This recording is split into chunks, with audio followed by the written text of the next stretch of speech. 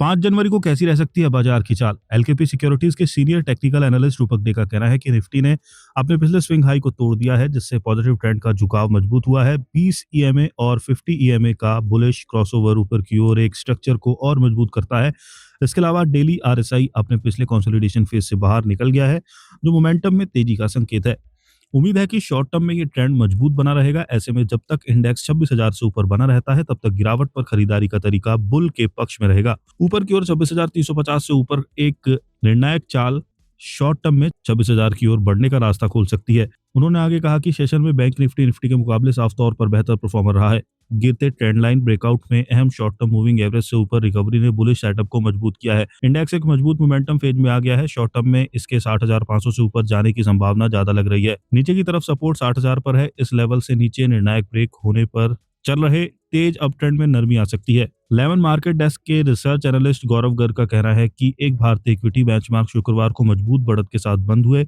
इन्हें मजबूत ग्लोबल संकेतों और इंडेक्स के बड़े शेयरों में खरीदारी का सपोर्ट मिला। इससे निफ्टी ने नया ऑल टाइम हाई बनाया और सेंसेक्स 85,772 के आसपास बंद हुआ। मेटल बैंक और ऑटो शेयरों में अगुवाई में चौतरफा खरीदारी से मार्केट की स्थिति पॉजिटिव रही। घरेलू संस्थागत निवेशकों की तरफ से लगातार हो रही खरीदारी ने विदेशी बिकवाली के असर को कम किया है। बेहतर अर्निंग्स की उम्मीद, अच्छी ऑटो बिक्री, बैंकों के पॉजिटिव बिजनेस अपडेट और सुधारों की उम्मीदों और संभावित अमेरिकी ट्रेड डील से भी सेंटीमेंट को और बल मिला। थोड़ा मजबूत होता रुपया और सपोर्टिव ग्लोबल बाजारों ने भी इस तेजी को बढ़ाया। टेक्निकल नजरिए से देखें तो अहम कंसोलिडेशन लेवल से ऊपर ब्रेकआउट ने बुलिश रुझान को और मजबूत किया है, जिसमें 25,900 का लेवल निफ्टी के लिए तत्काल सपोर्ट जोन के तौर पर उभरा है। रेल गियर ब्रोकिंग के अजीत मिश्रा का कहना है कि शुक्रवार को बाजारों में तेजी जारी रही और वे रिकॉर्ड ऊंचाई पर पहुंच गए, जिससे नए साल की अच्छी शुरुआत हुई। निफ्टी पूरे सेशन में पॉजिटिव रहा है और दिन के उच्चतम स्तर के करीब 26,335 पर बंद हुआ। उम्मीद के मुताबिक निफ्टी ने 26,200 के अहम रेजिस्टेंस को पार कर लिया है और एक नए रिकॉर्ड हाई पर पहुंच गया।